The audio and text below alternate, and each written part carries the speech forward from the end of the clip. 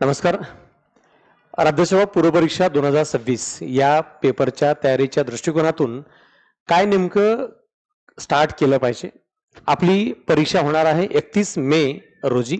या पेपरसाठी आपल्या तयारीचा अप्रोच कसा असला पाहिजे? आपण कशा प्रकारे याची सुरुवात करणं आवश्यक आहे? आपल्याकडं असलेला उपलब्ध वेळ किती आहे? आणि त्या काळामध्ये कोणताही विद्यार्थी तयारी कशी करतो? पास होण्यासाठी नेमकं काय अप्रोच असला पाहिजे? आणि आपल्या तयारीचा दर्जा कसा असला पाहिजे? कोणते विद्यार्थी फेल होण्याची भीती ठेवतो आणि जे विद्यार्थी फेल होतात ते नेमकं का फेल होतात, जे पास होतात ते नेमकं का पास होतात, ह्या सगळ्या गोष्टी बारकाव्याने अनेक मुद्द्याच्या माध्यमातून जाणून घेणं गरजेचं आहे. या व्हिडिओमध्ये संपूर्ण तयारीबद्दलचा पाठ 2026च्या पूर्व परीक्षेसाठी आपण स्टेप बाय स्टेप समजून घेऊयात. आपल्या सगळ्यांना माहिती आहे राज्यसेवेची आता जाहिरात आलेली आहे आणि तुम्ही सगळ्यांनी फॉर्म भरलेला सुद्धा असावा. परीक्षा 31 मेला निश्चित आहे हे आपल्या सगळ्याला माहिती आहे. जाहिरातीच्या दृष्टिकोनातून आपल्या तयारीचा पाठ हा कंप्लीट झालेला आहे, म्हणजे आपण फॉर्म भरून तयार आहोत. आता परीक्षेची जाहिरात याच्याबद्दलचं काम कंप्लीट आहे, पण काम सुरुवात होत आहे पूर्वपरीक्षेचं.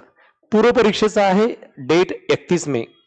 31 मेच्या परीक्षेला तयार होण्याच्या दृष्टिकोनातून आपल्याकडं आत्ता उपलब्ध जो वेळ आहे तो किमान 4 महिन्यापेक्षा जास्त वेळ उपलब्ध आहे. फेब्रुवारी, मार्च, एप्रिल, मे हे 4 महिने आणि जानेवारीचे अजून 20 दिवस आपल्या हातात बाकी आहेत.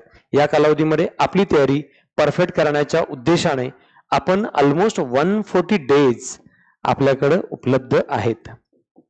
140 दिवसाचा जवळपास कालावधी आहे आणि या कालावधीमध्ये कोणीही तयारी, एक अवरेज विद्यार्थी ज्याला योग्य गायडन्स मिळालेला आहे, योग्य सोर्सेस आहेत आणि टाइमच्या आत दिलेलं टार्गेट पूर्ण करत असेल, त्याचं मूल्यांकन करत, आपल्या चुका शोधत, आयोगाच्या पेपरचं अनालिसिस करत जर अभ्यास करत असेल तर कोणीही तयारी परफेक्ट करू शकतं. आणि ह्या तयारीसाठी आपल्याकडं 2 घटक आहेत. एक जीएसचा विषय आहे आणि एक सीसॅटचा विषय आहे. आणि या विषयाच्या तयारीच्या दृष्टिकोनातून आपल्याकडे इथं 7 विषय आहेत आणि सीसॅट मध्ये पण 7 विषय आहेत. पण सीसॅटचा पेपर हा जस्ट क्वालिफाईड पेपर आहे, त्यामुळे त्याच्यात मार्काचं लोड नाही. आपल्याला 33% मार्क घ्यावे लागतात. तेवढे घेतला तरच जीएसचा पेपर तपासला जातो. त्यामुळे इथं किमान मार्क घेऊन पास होणं जरुरी आहे. इकडे मात्र मेरिटमध्ये येणं आवश्यक आहे. काय मेरिट लागतंय, किती मार्क असतात, ह्या सगळ्याच्या दृष्टिकोनातून आपण या ठिकाणी तयारी बघूयात आहे. कोणता विद्यार्थी तयारी करतो ते प्रिपरेशनच्या पॉइंट ऑफ व्ह्यूनं काय नेमकं आपल्याला गोल ठेवावे लागतात. मी तयारीला लागलोय, मला काही करून पास व्हायचंय, मी काही पण करा तयार आहे असं म्हणल्यामुळे कोणी पास होत नसतं. त्यासाठी योग्य तयारी करावी लागते. योग्य तयारीची सुरुवात असते प्लॅनिंग. तुम्हाला तुमचं नियोजन करायचंय. नियोजन करायचंय, तुमच्याकडे असलेले सोर्सेस काय आहेत, तुमच्याकडे वेळ किती आहे, तुमचं मार्गदर्शक कोण आहे, मार्गदर्शन कसं आहे, तुमचं जे सोर्सेस मटेरियलमध्ये PYQ पेपर्स कुठले सॉल्व्ह केलेत, काय बघितलेत, ह्या सगळ्याचं प्लॅनिंग करता येणं गरजेचं आहे. मी आत्ता फॉर्म भरलाय, अभ्यासाला सुरू करतोय म्हणजे मी अभ्यास केला की पास होतोय असं नाही. इथं वेळेचा प्रॉब्लेम आहे खूप जास्त. सोर्सेस अमर्याद वाढलेले आहेत. त्याच्यात पुन्हा ऑफलाईन, ऑनलाईन ऑल पद्धतीने मटेरियलची संख्या मर्यादित नाही. त्यामुळे तयारी करताना आपल्याला इथं कुठे ना कुठे काही चॅलेंजेस फेस करावे लागतात, हे फॅक्ट आहे. म्हणून आपल्याला या दृष्टिकोनातून प्रिपेअर्ड होणं विशेष आवश्यक आहे. प्लॅनिंग काय आहे, नियोजनाबद्दलचा पाठ हे विशेष इम्पॉर्टंट आहे. त्यासोबत हे प्लॅनिंग झालं, त्यासोबत प्रिपरेशन. कारण फक्त प्लॅनिंग करून चालणार नाही, प्रिपरेशन आहे. आणि प्रिपरेशन साठी आता आपण जे बोललो मागाशी 4 महिने आहेत, या 4 महिन्यामध्ये मी प्रिपरेशन करतो म्हणजे काय करतो, घेतलेलं मटेरियल मी फक्त वाचायला लागलोय, मी फक्त लेक्चर ऐकतोय, मी फक्त नोट्स काढतोय, असं याला प्रिपरेशन म्हणत नाहीत. प्रिपरेशन म्हणजे वाचन आहे, त्याची नोट्स आहेत, त्याचं रिव्हिजन आहे, त्याच्यावर प्रॅक्टिस आहे, PYQची, मल्टिपल चॉईस क्वेश्चनची, त्याचं मूल्यांकन आहे, माझे कच्चे दुवे आहेत, मी कुठं अडकतोय, माझ्या काय लिमिटेशन्स आहेत, ह्या सगळ्या दृष्टिकोनातून मला प्रिपेअर्ड होणं विशेष आवश्यक आहे. हे इथं प्रिपरेशनचा पार्ट मोस्ट इम्पॉर्टंट आहे. प्लॅनिंग करणारी दुनिया आहे, पण प्रिपरेशन करणारी दुनिया खूप कमी आहे. आणि म्हणून सांगतोय, हे 50% वर्ग आहे, तो फक्त प्लॅनिंग करतोय. आणि इथं प्रिपरेशन करून तयारी करणारा हा वर्ग 30% आहे. आणि प्लॅनिंग, प्रिपरेशन प्लस परफॉर्मन्स हा करणारा वर्ग 20% आहे.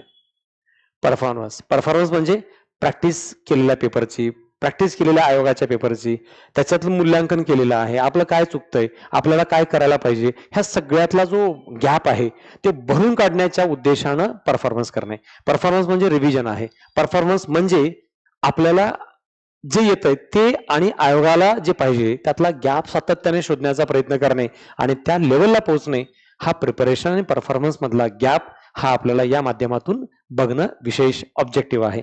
देन मग परफेक्शन वरती काम करणारी जनता फक्त 10% आहे आणि जी जनता परफेक्शनवर काम करते ते वर्ग अगोदर हे 20% परफॉर्मन्स कंप्लीट करतो आणि तो परफॉर्मन्स करण्याच्या अगोदर प्रिपरेशन कंप्लीट करतो आणि सगळं प्लॅनिंग नुसार केलं तर या लेवलला आपण पोहोचतो. अन्यथा फक्त प्लॅनिंग राहतं, आयडिया, स्वप्न, ड्रीम्स, भरपूर काही करायचं युट्यूब वगैरे, ह्या पिक्चर मध्ये आपण राहतो, रियालिटी पासून खूप दूर जातो.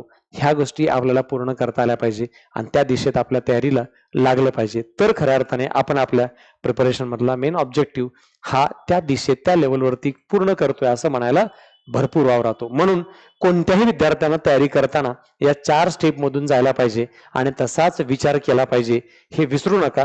कारण कोणताही विद्यार्थी पास होण्यासाठी फक्त प्लॅनिंग वरती फोकस केल्यामुळे पास होत नाही, त्याला परफेक्शनवर काम करावं लागतो आणि हे परफेक्शनचं काम करून देण्याचं मेन ऑब्जेक्टिव्ह आपल्याला या बॅचमध्ये पूर्ण करायचं आहे.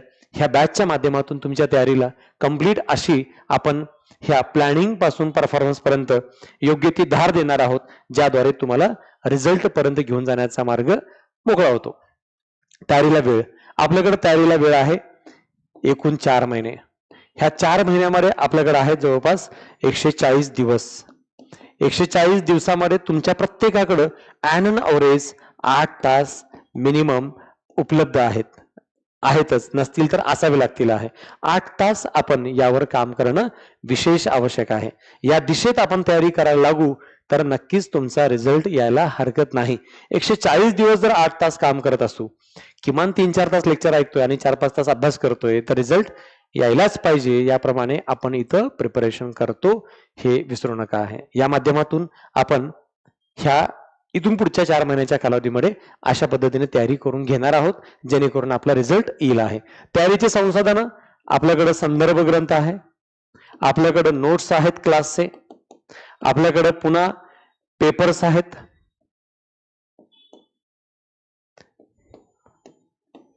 आपल्याकडे PYQ आहेत, MCQ आहेत. ह्या सगळ्या माध्यमातून आपण संसाधनाचा एक योग्य वापर करता येईल आणि त्याचं तुम्हाला व्यवस्थापनही करता यावं, त्याच्यावर काम करता यावं, या पद्धतीने आपण मटेरियलही प्रोव्हाइड करतोय, तयारी करून घेतोय, जे परीक्षेसाठी आवश्यक आहे त्याप्रमाणे आहे. मागील गुणवत्ता यादीतला मेरिट आपल्याला आढावा घ्यावा लागतो. 2024 मध्ये मेरिट काय होतं, 2023 मध्ये मेरिट काय होतं, 22 मध्ये मेरिट काय होतं, पेपरचा दर्जा कसा होता, पेपरचा पॅटर्न कसा होता, कंटेंट कुठला होता, टॉपिक कोणते होते, कोणत्या विषयाचं कसं प्रपोर्शन होतं, ह्या सगळ्याचं एक संतुलित मूल्यांकन केल्याशिवाय आपण तयारीला लागणं योग्य नाही. तयारी करण्याच्या अगोदर ह्या सगळ्या गोष्टीचा एक सर्वसाधारण आढावा, एक तुलनात्मक अभ्यास आपल्या परीक्षेसाठी मोस्ट इम्पॉर्टंट आहे. पुढील लक्ष काय असेल, 2026च्या परीक्षेच्या तयारीच्या दृष्टिकोनातून गुण किती मिळाले पाहिजे, स्पर्धा सध्या कुठल्या दर्जाची आहे आणि आयोग प्रेडिक्शन काय करतंय, आयोगाचं प्रेडिक्शन काय, पुढे येणाऱ्या पेपर बद्दल आयोगाचा एक्झॅक्टली ऑब्जेक्टिव्ह काय असेल, हे आपल्याला विचारात घेऊन अभ्यास करावा लागेल. स्पर्धा सध्या कॉम्पिटिशन कुठल्या लेवलला पोहोचलंय, विद्यार्थी आपल्या आजूबाजूचे कोणत्या पद्धतीने तयारी करतायत, त्यांचे गुण काय आहेत, मागील वर्षाचे गुण कसे होते, हे विचार करूनच आपण तयारी करणार 2026ची. तर खऱ्या अर्थाने आपण जिंकतो, खऱ्या अर्थाने आपल्याला पुढे जायचा ऑप्शन मिळतो आणि खरा कॉम्पिटिटर या सगळ्या गोष्टीचा आढावा लेखाजोखा हातात ठेवूनच अभ्यास करतो. देन मग वेळ कमी लागतो आणि पास होण्याची शाश्वती जास्तीत जास्त वाढते. या दृष्टिकोनातून तयारी करणं इथला मोस्ट इम्पॉर्टंट पार्ट आहे आणि म्हणून आपल्या सर्वांना इथं थोडासा लेखाजोखा दाखवतो की आपल्या तयारीच्या पॉइंट ऑफ व्ह्यूनं इथं काय विषयाचं कसं प्रपोर्शन आहे, हे तुम्हाला अगदी सोप्या भाषेत पिक्चर समजावं या उद्देशानं. राज्यघटनेसाठी 15 प्रश्न आहेत, अर्थव्यवस्थेसाठी 15 प्रश्न आहेत, 2 विषयाचे मिळून 30 मार्क होतात. तसेच इतिहासामध्ये आणि भूगोलामध्ये सुद्धा 15-15 मार्क आहेत. 15-15 क्वेश्चन्स. हे झाले एकूण 60 क्वेश्चन्स. 4 विषयाचे मिळून 60 क्वेश्चन्स आहेत एका बाजूला. त्याला मी नेहमी सांगत असतो राईट हँड आहेत, कारण इथं सगळी जनता मार्क घेते, आपल्याला मार्क घ्यावा लागेल. तर लेफ्ट हँड मध्ये येतात विज्ञान, पर्यावरण आणि करंट अफेअर. विज्ञानमध्ये ऑन ॲव्हरेज 20 प्रश्न येतात, कधी 17 येतात, कधी 15 येतात, कधी 18 येतात ॲव्हरेज. इथे 5 आणि करंट अफेअरचे 15 क्वेश्चन. याप्रमाणे आयोगाचं प्रिव्हियस इयरचा पॅटर्न बघितला तर याप्रमाणे आपल्याला प्रपोर्शन दिसतंय. तर मग वेळ कोणत्या विषयाला किती देऊ? मी आता भलं मोठं घेऊन बसलोय पर्यावरणाचं पुस्तक, महिना 2 महिने 1.5 महिना मी पर्यावरणच करतो 2-2-3 तास, तर ते अफोर्डेबल नाहीये टाइमच्या नुसारही आणि आपल्याला परीक्षेच्या मार्क मिळवण्याच्या दृष्टिकोनातूनही. इथं काही गोष्टीचं आपल्यासमोर महत्वाचं चॅलेंज आहे आणि ते चॅलेंज लक्षात ठेवूनच कोणत्या विषयाला किती वेळ द्यावा हे आपल्याला लक्षात राहिलं पाहिजे. म्हणून लक्षात ठेवा, विज्ञानाचे 20 क्वेश्चन आहेत, करंट अफेअरचे 15 क्वेश्चन आहेत, दोन्ही मिळून 35 आणि इन्क्लुडिंग पर्यावरण ॲव्हरेज आपल्याला इथं दिसतंय काय 40 मार्क आहेत. 2 विषयाची तयारी म्हणजे 40 मार्क आहेत आणि त्याच्यामध्ये इतिहास ऍड केला की मग देन 55 मार्काचं प्रपोर्शन आपल्याला एक्झॅक्टली पाहायला मिळतंय. आणि याप्रमाणे आपण इथं तयारी करणं विशेष आवश्यक आहे, हे विसरू नका. ह्या क्वेश्चन्सचं प्रपोर्शन बघितलं तर इंटू 2, एका क्वेश्चनसाठी 2 मार्क आहेत. याप्रमाणे आपण इथं 200 मार्कांसाठीचा हा पेपर पाहतो. जीएसचा सामान्य अध्ययनाचा पेपर 7 विषय आहेत, 7 विषयाचे 100 क्वेश्चन आहेत आणि त्याला 200 मार्क आहेत. हे झाले आता नेहमी आयोगाचे येतात त्या पॅटर्न प्रमाणे क्वेश्चन प्रपोर्शन. पण इम्पॉर्टंट काय, आपल्याला पाहिजे किती? आपण किमान 12 मार्क मिळवले पाहिजे पॉलिटी इकॉनॉमीमध्ये. असं का मिळवलं पाहिजे तुम्हाला याच्या खाल्ल्या प्रपोर्शनमध्ये बघायला मिळेल. इतिहास आणि भूगोलामध्येही ॲव्हरेज 12 मार्क मी सांगतोय. हे 12 मी पकडले तर मार्क किती होतात बघा. या ठिकाणी एकूण 48 मार्क होतात. 48 क्वेश्चन्स आहेत. तर 48 क्वेश्चन्स हे या 4 विषयामध्ये मिळतील. आणि सायन्स बऱ्याच जणांना अवघड जातं म्हणून मी इथं 10 पकडतोय. कुणाला 15 पण येतील आणि कदाचित इतिहास भूगोलामध्ये 10 पण येतील. बॅलेन्स होईल. कुठेही तुम्ही जर इथं सायन्समध्ये काढत असाल तर वरती 1-2 मार्क कमी पण आले तरी ते बॅलेन्स होतील आहे. मग याप्रमाणे हे 48 आणि हे 10, 58, हे 2, 60 आणि हे 8-10 म्हणजे 67-68 या प्रपोर्शन मध्ये आपण पोहोचतो. 68 मी तुम्हाला सांगतोय की एवढे यायला पाहिजे, या लेवलला आपण विचार केला पाहिजे. असं का? कारण हे जे 68 क्वेश्चन तुमच्या बरोबर येणार आहेत ते कधी, जेव्हा तुम्ही 85, 90, 92, 95 दरम्यान अटेम्प्ट करता आणि एवढा अटेम्प्ट केला जातो, सध्या केला जातो आहे. आणि या 90-95 अटेम्प्ट पैकी तुमचे ॲन ॲव्हरेज 25 ते 30 चुकतात. 25 ते 30 चुकले म्हणजे तुम्हाला 1/4 ची पेनल्टी लागली. 1/4 ची पेनल्टी लागली म्हणजे 7 ते 8 मायनस झाले. 7 ते 8 मायनस झाले तर तुम्ही येणार पुन्हा 60 ला. आपण हे सगळे किती घेतले होते एकूण 68. हे 8च पकडले मी, 68 ला पोहोचतो. आणि आपले आता जर 90-95 किंवा 100 आउट ऑफ 100 अटेम्प्ट झाला तर तुमचे 30 चुकले. आणि जर तुम्ही 92-95 अटेम्प्ट केलं तर 25 चुकले. तर 25 चुकले तर त्याचा 1/4 पेनल्टी म्हणजे ॲन ॲव्हरेज 6 ते 7 मार्काची पेनल्टी लागते. 6-7 मार्क गेले म्हणजे इथं तुम्ही येणार 60, 61 ला पोहोचणार. आणि लास्ट इयरचं मेरिट किती लागलंय? 58%. 58-59 च्या प्रपोर्शन मध्ये. मग 1-2 मार्कांना तर मेरिट पुढे वाढत जाताना दिसतंय. मग जर लास्ट इयरचं 58-59 दरम्यान होतं तर 2 मार्क प्लस धरा म्हणजे तुम्ही 60-61 ला तुम्ही पोहोचाल. आणि 61 ला पोहोचला म्हणजे मागच्या वर्षाच्या तुलनेत तुम्ही जास्त मार्क घेतले, पण सेक्युअर आहात का ह्याचं मात्र कन्फ्युजन ऑलवेज राहील, त्याची मात्र भीती ऑलवेज राहील. आणि याचा विचार केला तर तुम्हाला मी आता बोललो त्याप्रमाणे 68 बरोबर करावेच लागतील आणि या प्रपोर्शन मध्ये जावं लागेल तेव्हाच 68 येणार आहेत, यात काही शंका नाही. म्हणून 68 हे मला राऊंड फिगर बेंचमार्क टार्गेट सांगितलंय आणि या लेवलची तयारी करून घेण्यासाठी आपण इथून पुढे या लेक्चर कोर्सच्या माध्यमातून आपल्या सगळ्यांना राज्यसेवा प्रीची तयारी करून घेण्याची आमची जबाबदारी आहे. या माध्यमातून आपण तयारी पुढे करतोय, पण तुम्ही सगळ्यांनी या माध्यमातून टार्गेट लक्षात ठेवावं. असं तयारी केली आणि असा विचार केला तरच आपण पास होणार आहोत. टीचर्स, प्रत्येक विषयाचे जे फॅकल्टी आहेत ते मिनिमम 10 वर्षाचा अनुभव असलेले प्रत्येक टीचर्स आहेत. त्या विषयाचे ते विशेषज्ञ आहेत.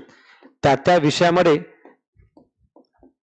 नेट सेट क्वालिफाईड आहेत, युपीएससी एमपीएससी केल्याचा अनुभव आहे, अशा प्रत्येक विषयाच्या विशेषज्ञाकडून तुम्हाला हा सगळा कोर्स शिकवला जाणार आहे. त्यामुळे अनुभव आणि ज्ञान याचा योग्य संगम या माध्यमातून या बॅचमध्ये तुम्हाला बरेच काही शिकायला मिळणार आहे. त्यासोबत नोट्स मटेरियल तुम्हाला उपलब्ध होणार आहे. म्हणजे नोट्सही मिळतील, क्वेश्चन पेपर्सही मिळतील आणि या सगळ्यांचं तुम्हाला वीकली दर आठवड्याला 7 दिवसांसाठी दररोज हे रिव्हिजन टेस्ट पेपर तुम्हाला जे लेक्चर होईल त्या लेक्चर सोबत टेस्ट पेपरही मिळतील. त्यासोबत वीकली त्या टॉपिक नुसार प्रॅक्टिससाठी पेपर मिळतील आणि फायनली पुन्हा शेवटी जे घटक आहेत ते आयोगाचे पेपर्स आणि काही मॉडेल क्वेश्चन पेपर्स जे कॉम्प्रेहेन्सिव्ह संपूर्ण विषयावर आधारित असतील असा संपूर्ण कॉम्प्रेहेन्सिव्ह पेपरचा पार्टही अंतिम टप्प्यामध्ये होईल, जेणेकरून तुम्ही 100 मार्काच्या 100 क्वेश्चनच्या आणि 200 मार्कांच्या पेपरसाठी फुल फ्लेज तयार व्हाल. याप्रमाणे कॉम्प्रेहेन्सिव्ह तयारी सुद्धा या माध्यमातून केली जाईल. हा मूलभूत घटक आहे. अशा प्रकारे या बॅचमध्ये तुमच्या सर्वांसाठी ह्या प्रपोर्शन नुसार आपण सर्वजण तयारी करून घेणार आहोत. तर या लेक्चरला जाणून घ्या आणि त्यासोबत यानुसार तयारीला लागा आणि या बॅच मध्ये असलेले सर्व व्हिडिओ जी तर उपलब्ध आहेत ते बघायला विसरू नका. All the best. थँक्यू.